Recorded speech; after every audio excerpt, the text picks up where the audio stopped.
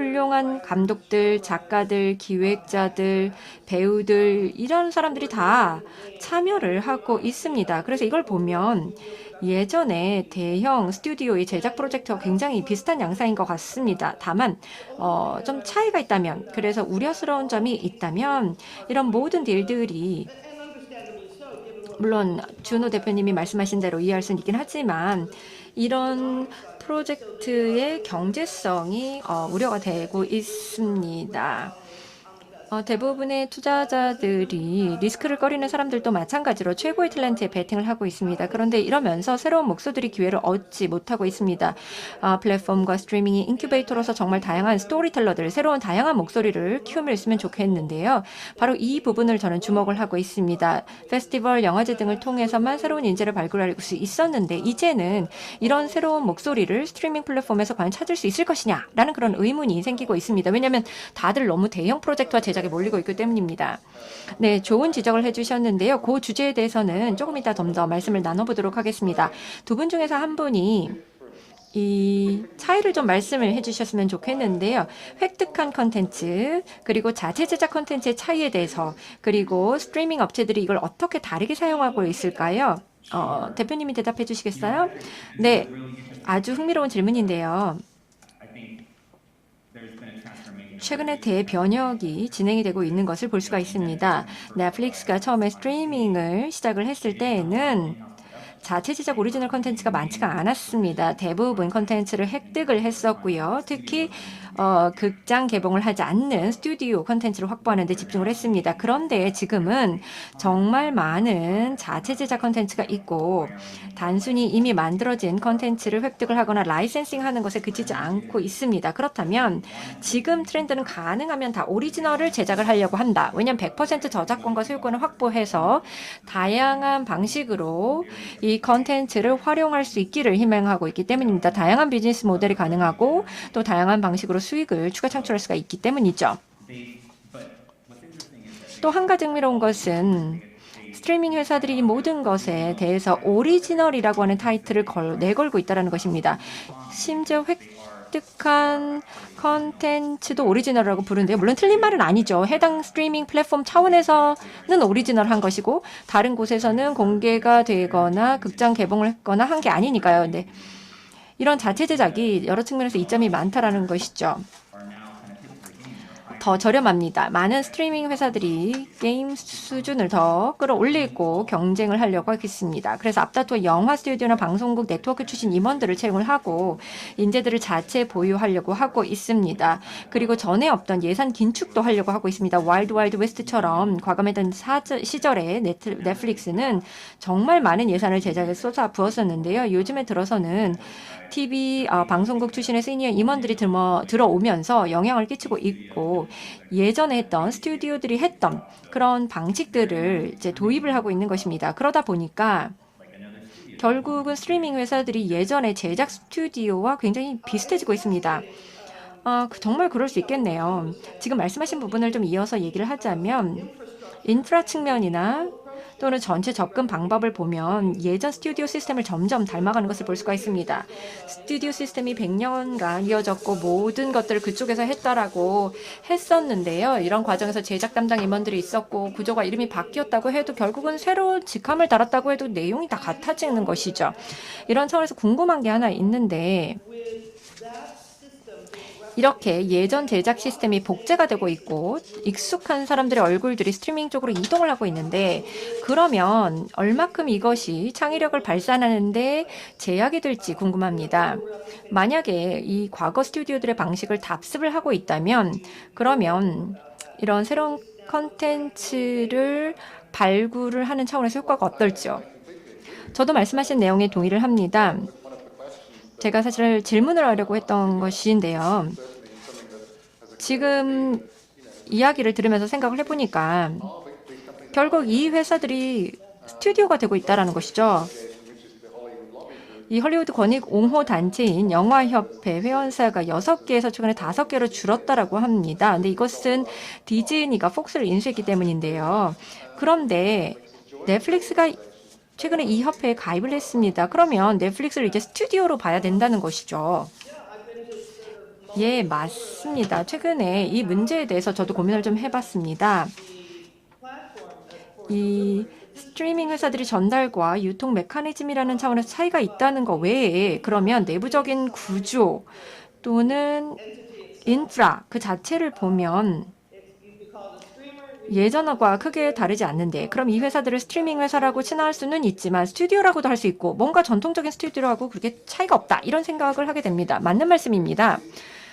한 가지 흥미로운 것은 이런 스트리밍 업체들이 정말 글로벌해졌다라는 점이죠. 이게 큰 차이인 것 같은데요. 이 전통적인 그 스튜디오들은 매우 중앙 집중화된 방식으로 운영이 되었습니다. 그런데 넷플릭스나 아마존, 최근에는 애플도 정말로 로컬 제작을 많이 하려고 하는 것 같습니다. 과거에 할리우드 스튜디오들이 로컬 제작을 아시아에서 시도를 했었는데요. 그 과정을 제가 지난 20년 동안 지켜봤는데 거의 모든 케이스가 실패를 했습니다. 철수를 했고 또 계획을 재고를 했죠.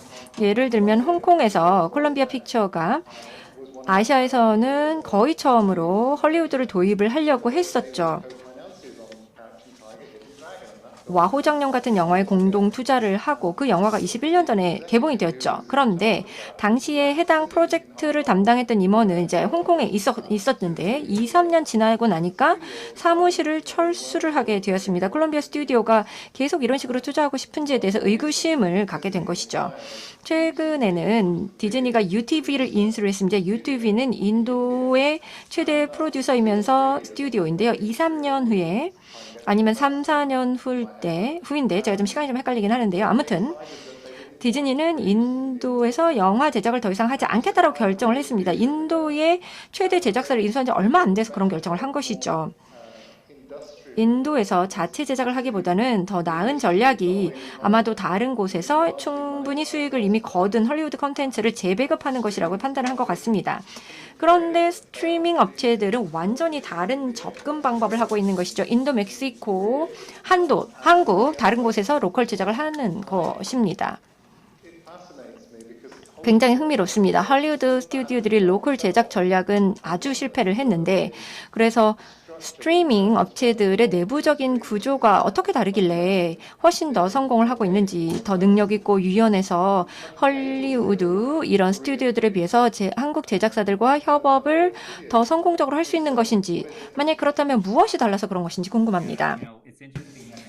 네, 흥미로운 점은요. 제가 워너브라더스에 있을 때 제가 워너브라더스의 로컬 프로덕션의 비즈니스 쪽과 법무 쪽을 몇 년 전에 검토하고 있었는데요.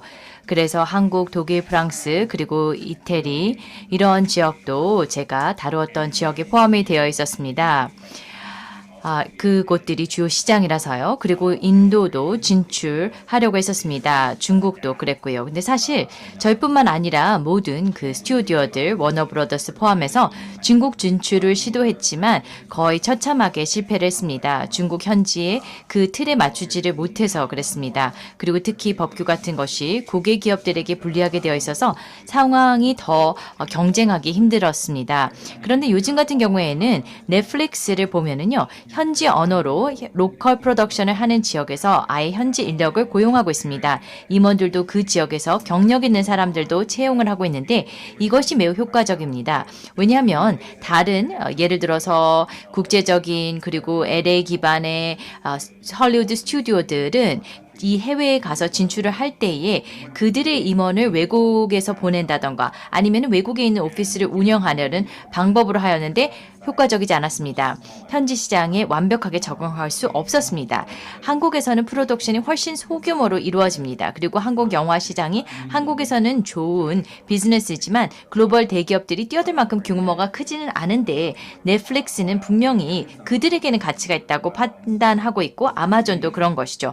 이렇게 되다 보면은 이제 대기업들이 와서 현지 시장을 다 장악하려고 하고 있습니다. 굉장히 좋은 전략입니다. 만약 저였다라면 저도 최대한 많은 지역에서 이 전략을 실행하려고 할 것 같습니다. 왜냐하면 투입 비용은 적으면서도 효율은 높으니까요. 이러한 지역에서는 로컬 콘텐츠가 그 시장을 차지하고 있습니다. 대부분 이제 로컬 컨텐츠가 해당 시장에서 큰 비중을 차지합니다. TV 프로그램이든 영화이든요. 그렇기 때문에 이러한 지역에서 많은 스트리밍 플랫폼들이 이제 생겨날 것입니다. 시간이 지나면 알겠지만 아마도 넷플릭스, 애플, 아마존과 같은 이들 대기업들이 바로 이런 플랫폼들을 인수해서 현지 지사처럼 운영할 것 같습니다. 저는 아마 그렇게 될 거라고 보고 있습니다. 네, 저도 동의하는데요. 이제 글로벌 운영이 되고 있다는 점에 대해서 동의를 합니다. 그게 옛날과 비교해서 가장 달라진 점인 것 같습니다. 이게 기술 발전 덕분일 수도 있고요. 왜냐면은 더 이상 국경이 의미가 없어지고 전 세계 누구와 언제 어디서든 통할 수 있게 되었습니다. 그래서 과거에는 없었던 어떤 관용과 포용성 그리고 수용성이 생겨난 것 같습니다. 기술의 긍정적인 측면이죠. 그리고 말씀하신 대로 이 때문에 넷플릭스와 같은 기업들이 다른 문화의 가치를 발견하고 다른 문화권에 진출할 수 있다라는 것을 깨닫고 다른 문화와 스토리텔링을 존중해야 한다라는 것을 깨달은 것 같습니다. 아직 전 세계 방방곡곡까지는 아니다 하더라도 넷플릭스가 진출한 지역에서는 최대한 이런 것들이 실현되고 있는 것 같습니다. 그래서 스토리텔링의 전통을 존중해야 되는데 기술과 디지털 플랫폼 덕분에 서구권에 있는 저희와 같은 사람들이 이제 전 세계의 스토리텔링 문화를 받아들이게 해주고 있는 것이고요. 이런 과정에서 다른 지역에서도 비즈니스 기회가 생겨나가고 있습니다. 그리고 이것이 과거와 달라진 점이고 굉장히 흥미로운 내용이라고 생각이 됩니다. 제가 학장으로서 전 세계를 다니면서 스토리텔링에 대한 강연을 할 때 이런 질문을 했었습니다. 여러분, 지역의 스토리텔링 전통은 무엇인가요? 여러분의 문화권에서는 어떤 식으로 스토리텔링을 하고 있습니까? 라는 질문을 했었죠. 왜냐하면 여러분의 이야기에 서구권의 목소리를 덧입는 것이 아니라 여러분의 이야기를 할 수 있도록 도구를 제공하는 것이 필요하다라는 얘기를 했었는데 이것이 바로 넷플릭스와 같은 또 전 세계 법인들을 설립하려고 하는 회사들이 하려고 하는 일인 것 같습니다. 그 각 지역의 스토리텔링을 자신의 목소리를 할 수 있는 도구를 제공하는 것이죠. 지금 말씀하신 것이 매우 흥미로우며 제가 다음에 이어서 드리려고 했던 질문이었습니다. 로컬 언어에 대한 질문인데요. 과거에는 일부 영화가 한국이나 인도 같은 국가에서 수출되기는 했지만 전 세계적으로 상영되는 작품은 많지 않았습니다. 정말 소수에 불과했고요. 사실 이 영화, 극장에 상영되는 것도 어려운데 TV 상영은 더 어려웠습니다. 그런데 이제는 한국 드라마, 한국 영화들이 주요 플랫폼에서 제공이 되면서 전 세계적으로 인기를 얻고 있습니다. 이 넷플릭스가 올해 한국 콘텐츠에 5억 달러를 투자하겠다라고 하는데 그 이유 중 하나가 단순히 한국 시장에서 입지를 키우고 성공하기 위해서 일 뿐만 아니라 이 컨텐츠를 수출하고 해외로 수출하기를 원하고 있기 때문이죠. 근데 반응이 굉장히 좋습니다. 넷플릭스 같은 경우는 일본 컨텐츠에서도 마찬가지입니다. 일본 컨텐츠를 비단 애니메이션뿐만이 아니라 이제 일본의 라이브 액션 실사 드라마에 대해서도 이제 다른 지역으로까지 판매를 할 수 있다라는 생각을 가지고 있기 때문에 이렇게 투자를 하는 것입니다. 지금 말씀하신 대로 한국 그리고 일본에서 제작되는 콘텐츠와 스토리의 공통점이 있다라면 바로 두 문화권에서는 장르 예술 그리고 장르 예술의 스토리텔링 기술을 완전히 마스터했다는 것입니다. 그리고 그러한 것이 다른 나라에서도 굉장히 잘 받아들이고 있다는 것이죠. 그래서 문화적인 요소를 충분히 반영하고 있으면서도 장르적인 틀에 융합이 되어 있어서 정말 영리하다라고 생각이 되고요. 그래서 이런 이야기를 만드는 사람들, 한국과 일본의 스토리텔러들이 정말 영리하고 똑똑하게 이러한 작법들을 마스터링했다고 생각합니다. 그럼 혹시 스트리밍 플랫폼이 어떻게 스토리텔링의 구조를 변화시켰는지에 대해서도 설명해 주실 수 있을까요? 예를 들어서 제가 인도 프로듀서 분들과 이야기를 나눴던 기억이 납니다. 그분들이 말씀하시기를 스트리밍 플랫폼에서 흔히 장편 드라마 형태가 인도에서는 흔한 것이 아니었다라고 하더라고요. 영화도 만들고 정말 에피소드가 많은 대하 드라마 같은 것들이 인도에서는 있었는데 소위 말하는 미니 시리즈 6부작, 8부작으로 되어 있는 이러한 미니 시리즈는 인도에서는 없었는데 그러다가 이 새로운 형태를 발견하고 실험을 하다 보니까 새로운 형태의 스토리텔링이 가능해졌고 그 다음에 이에 맞춤화된 캐릭터들도 좀 색다르게 발전할 수 있었다라는 얘기를 들었는데 이런 부분 부연 설명 가능하실까요? 제가 대답할까요? 일반적으로 일단 아까 저희 세션 초반부에 잘 그 개요 설명을 해주셨는데요. 즉 그동안에 어떤 역사가 있었고 그런 대략적으로 짚어주시면서 앞으로 방향에 대해서 말씀을 해주셨잖아요. 사실 TV가 처음 등장했을 때 아무도 본 적이 없는 새로운 기술이었고 그 작은 상자를 이용해서 스토리텔링을 시도했을 때에 처음에는 그냥 극장을 그대로 복제하려고 했습니다. 그래서 카메라는 정면에 고정되어 있었고 했는데 그러다가 광고주들이 들어오면서 몇몇 똑똑한 사람들이 TV에 맞는 형태로 그 서사, 이야기, 스토리의 구조를 바꾸기 시작했어요.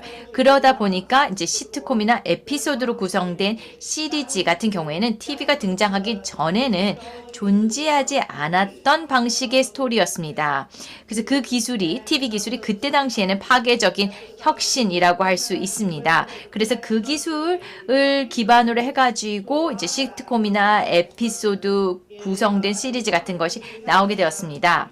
3부작으로 구성된 장편 영화에서 짧은 5화 또는 7화의 에피소드로 구성된 시리즈로 가게 된 것입니다. 왜냐하면 광고로 넘어가려면 아슬아슬한 구간에 끊겨야 했거든요. 관객들을 끌어올려고 했던 것입니다. 광고 나오는 부분 동안 부엌에 가서 간식 가져와서 다시 앉아서 보라는 것이죠. 시트콤도 마찬가지입니다. 그래서 서사의 구조는 비즈니스 모델뿐만 아니라 기술적인 모델을 바탕으로 구성이 되는 것입니다. 그리고 스트리밍은 정말 강점이 무엇이냐면요. 몰아볼 수 있다는 것입니다. 저도 앉은 자리에서 몰아보기를 정말 좋아하고 제가 좋아한다는 걸 당당하게 말할 수 있는데요. 그런데 제가 생각하기에는 이게 어릴 때 책이 너무 재밌어서 자야 되는데 밤에 프레시까지 켜면서 부모님 몰래 밤새 읽고 그랬던 거랑 똑같은 것 같습니다. 그래서 제 생각에는 스트리밍 플랫폼 그리고 디지털 플랫폼을 통해서 일종의 디지털 소설을 읽는 경험을 하는 것 같습니다. 물론 챕터 구성도 다르고 스토리텔링도 훨씬 자유롭게 이루어집니다. 좀 자유로움이 있는 것입니다. 왜냐하면 5부작, 7부작에서 사이사이 광고 나오던 시절에서 시트콤이 유행하던 그런 시절이 있다가 이제는 멀티 카메라에서 싱글 카메라를 자유롭게 오가고 실시간으로도 방송을 볼 수 있고 뒤로 갔다가 앞으로도 갔다가 할 수 있고 이 스토리텔링과 콘텐츠 창작의 자유가 이제 정말 엄청나게 늘어났습니다. 이게 굉장히 흥미롭고 또 많은 상상력을 요하고 또 가능하게 해주고 있습니다.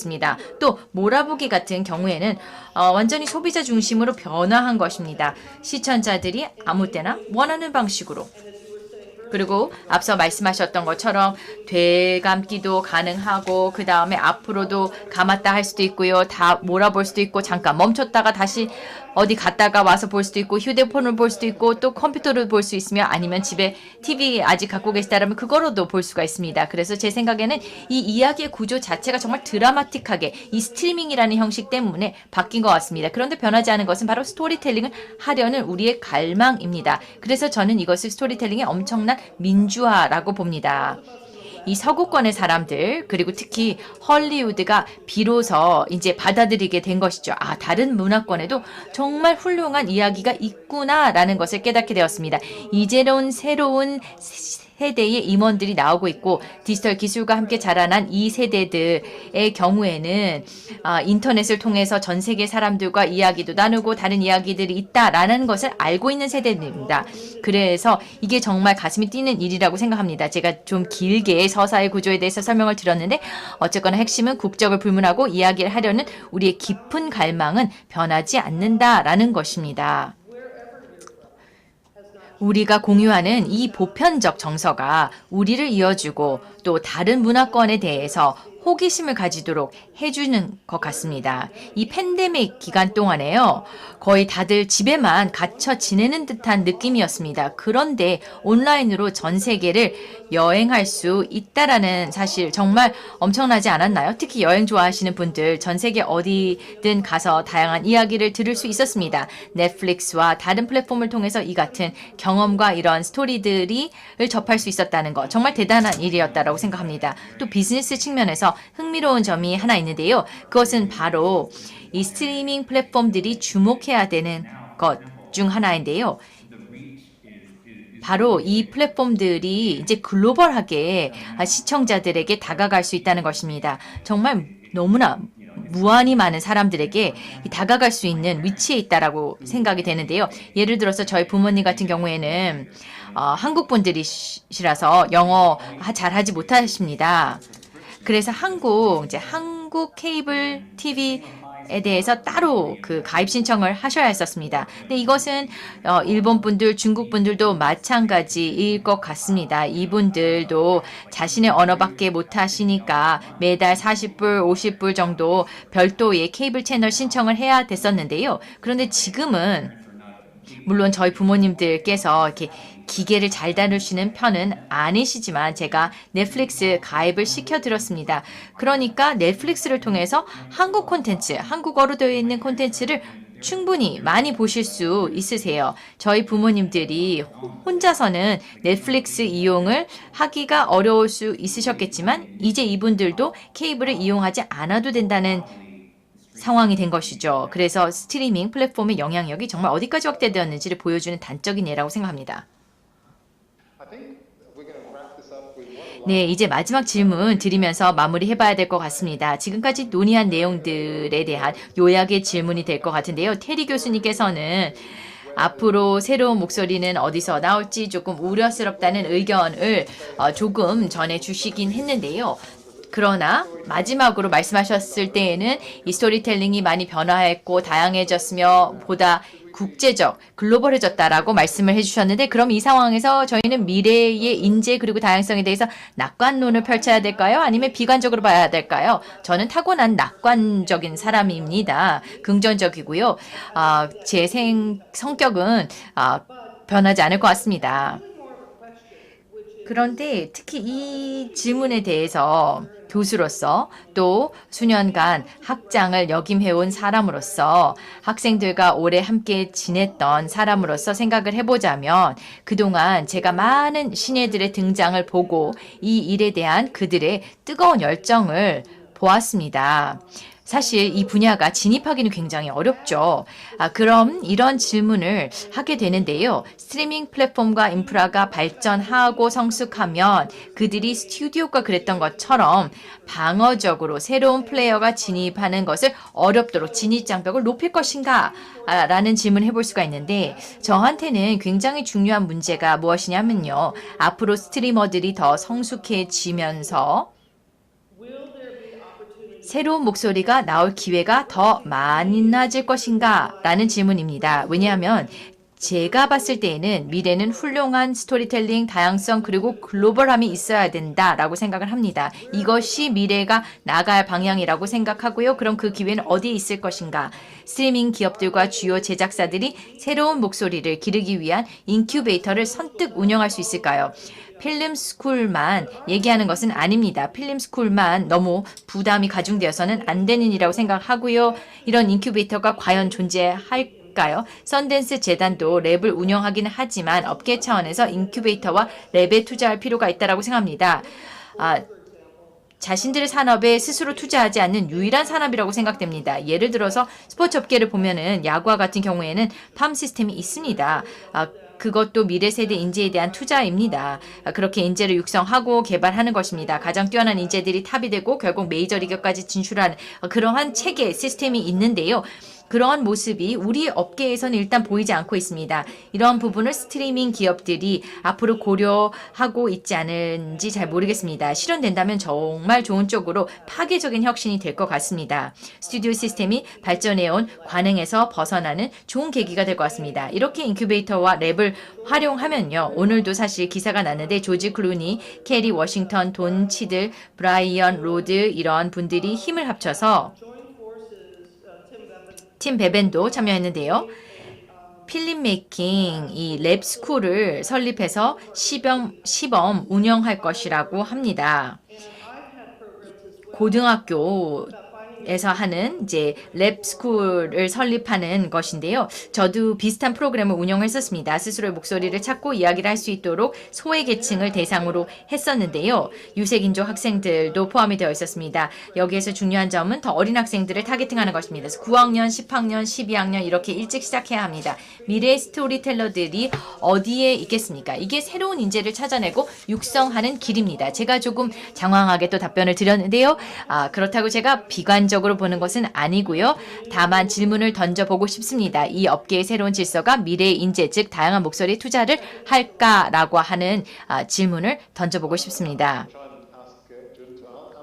네, 그럼 제가 그 질문을 준님께 답변해달라고 요청을 드리고 싶네요. 네, 정말 일단 제가 드리고 싶은 말씀이 많은데요. 이제 스트리밍 플랫폼에 너무나 많은 컨텐츠가 올라가는 시대가 도래했기 때문에 내가 진짜 보고 싶은 게 뭔지를 사실 찾기도 그리고 알기도 어려워졌다라는 것입니다. 왜냐하면 이러한 플랫폼의 컨텐츠가 정말 너무 많아서 내가 찾는 게 뭔지 정확하게 알고 있지 않으면 그것을 찾기가 거의 불가능해졌습니다. 넷플릭스든 아마존이든 애플이든 검색을 해야 되고 그러려면 정확한 제목을 알아야 됩니다. 최소 첫 4단어 정도는 알아야 되는 것이죠. 스트리밍 사이트를 이렇게 정리를 하거나 크리에이팅을 하는 것이 어려워서 뭘 찾으려면 그렇게 무엇인지 정확하게 알지 않는 이상 찾기가 굉장히 어려워졌습니다. 그렇게 콘텐츠가 많은데요. 그러면은 어떻게 구분하고 어떻게 인재를 찾고 내가 원하는 게 뭔지 정확하게 찾을 수 있을까요? 이게 굉장히 어려운 일입니다. 아직까지 이 수수께끼를 아무도 풀지 못한 것 같습니다. 팬데믹 이후에 넷플릭스만 봐도 정말 소셜 미디어 열풍을 일으킬 만한 컨텐츠가 많은데요. 타이거 킹 같은 경우에도 넷플릭스에서 데이트를 쳤습니다. 다들 그 얘기만 했는데 누군가 그걸 먼저 발견하고 보고 심지어 사람들을 직접 만나서 얘기할 수도 없으니까 SNS로 또 이거 꼭 봐라. 내가 이거 봤는데 정말 재밌더라. 이런 식으로 퍼진 것입니다. 이 시대는 어떤 시대냐면 저는 이런 게 정말 좋다고 생각하는데 누구나 핸드폰만 있으면 크리에이터가 될 수가 있습니다. 특히 제 친구들을 감독하고 연출하는 친구들을 보면 핸드폰으로도 영화를 만들고 여러 가지를 제작할 수가 있습니다. 접근성이 높아진 것입니다. 과거에는 정말 필름스쿨에 가지 않으면 그리고 또 인맥이 없으면 또는 돈이 없으면 이러한 것은 과거에는 상상할 수 없었던 불가능했던 것이었습니다. 그래서 그동안 이러한 기회를 누리지 못했던 사람들에게 이러한 능력을 줄 수 있다라는 게 굉장히 또 기쁜 일인데요. 그런데 또 한편으로는 돋보이기가 그만큼 어려워졌습니다. 왜냐하면 컨텐츠가 정말 너무 넘쳐나니까요. 그럼 여기서 중요한 문제는 어떻게 이걸 다 큐레이팅 하느냐인 것입니다. 어떻게 큐레이팅 해야 사람들이 자기가 원하는 것을 정확히 찾을 수 있을까요? 그런데 아직 이 문제는 아무도 해결하지 못했습니다. 시간이 흐르면 알게 되겠죠. 좀 현실적인 솔루션 말씀드리자면요. 썬댄스 같은 경우 우리 모두 굉장히 썬댄스 좋아하는데 썬댄스도 랩을 운영하고 신인들을 지원합니다. 그리고 매해 페스티벌에서 랩을 통해 지원받은 프로젝트들이 전부는 아니더라도 대부분 페스티벌에 진출하게 됩니다. 거기에서 큐레이팅이 되고 홍보도 됩니다.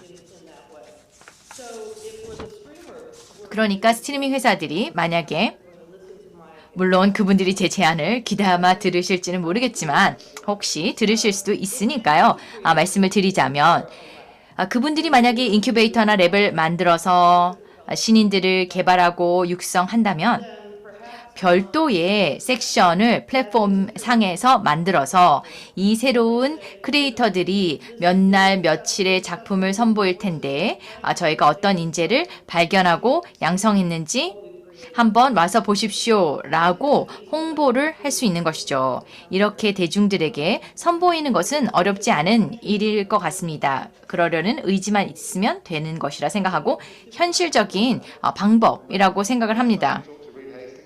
다음에 넷플릭스 리드 헤이스팅 회장님 뵙게 되면 꼭 말씀을 드리시죠. 이 회의 끝나면은 바로 전화를 드려야 되겠네요. 네, 마지막 질문에 두 분께서 정말 좋은 답변 주셨습니다. 서로 다른 관점이었지만 아주 핵심을 잘 짚어주신 것 같습니다. 이번 세션에서 정말 훌륭한 두 분의 패널께서 해안을 나눠주시고 질문에 정말 다른 시각에서 훌륭한 답변을 해주신 것 같습니다. 시간이 부족해서 아쉽고 제가 조금 연결상의 문제가 있어서 더 아쉽고 또 사과드립니다만 이제 마무리를 해야 할 시간이 되었습니다. 혹시 더 궁금하신 점이 있으시다면 저희에게 이메일 주시고 항상 이렇게 조금 아쉬움을 남긴 채 박수 칠 때 떠나야 한다라는 생각이거든요. 관객분들이 아쉬워하면서 하는 것이 또 스토리텔링의 중요한 열쇠라고 생각합니다. 오늘 함께해 주신 테리 교수님, 준님 감사드리고 저희와 함께해 주신 청중 여러분 감사합니다. 저도 오늘 주님께 많이 배웠습니다. 네, 모두 감사합니다. 감사합니다.